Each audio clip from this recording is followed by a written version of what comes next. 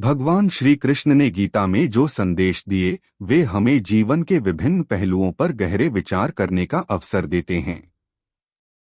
वे कहते हैं, कर्म करते रहो, फल की चिंता मत करो। इस वाक्य का अर्थ है कि हमें अपने कर्मों में पूरी निष्ठा और ईमानदारी से जुटे रहना चाहिए और नतीजों के बारे में चिंता नहीं करनी चाहिए।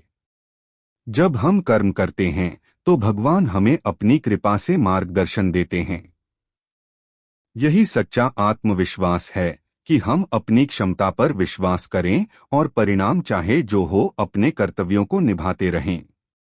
श्री कृष्ण का जीवन एक प्रेरणा है कि कैसे हर कठिनाई और चुनौती के बावजूद भी हमें निरंतर प्रयास करते रहना चाहिए।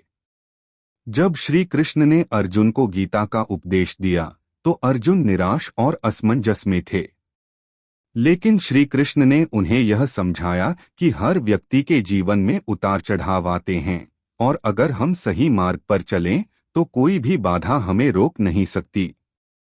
उन्होंने यह भी कहा कि हमें अपने धर्म से कभी समझौता नहीं करना चाहिए, चाहे कितनी भी बड़ी कठिनाई क्यों न आए।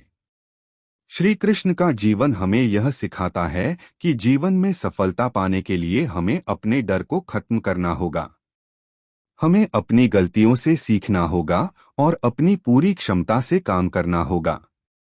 वे हमें यह भी सिखाते हैं कि बिना स्वार्थ के काम करना ही सबसे सही मार्ग है, क्योंकि जब हम निष्कलंक भाव से कार्य करते हैं तो ईश्वर हमारे साथ होते हैं और हमारे प्रयासों में सफलता अवश्य मिलती है।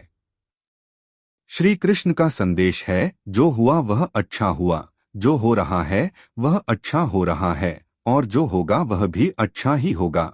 यह दृष्टिकोण हमें जीवन में निरंतरता और संतुलन बनाए रखने की प्रेरणा देता है। हमें हर परिस्थिति में भगवान पर विश्वास रखते हुए अपने प्रयासों को जारी रखना चाहिए। अंत में भगवान श्री कृष्ण का जीवन यह सिखाता है कि जीवन को एक संघर्ष के रूप में नहीं बल्कि एक अवसर के रूप में देखना चाहिए। हमें अपनी क्षमता पर विश्वास करते हुए अपने कार्यों को बिना किसी भय के आगे बढ़ाना चाहिए।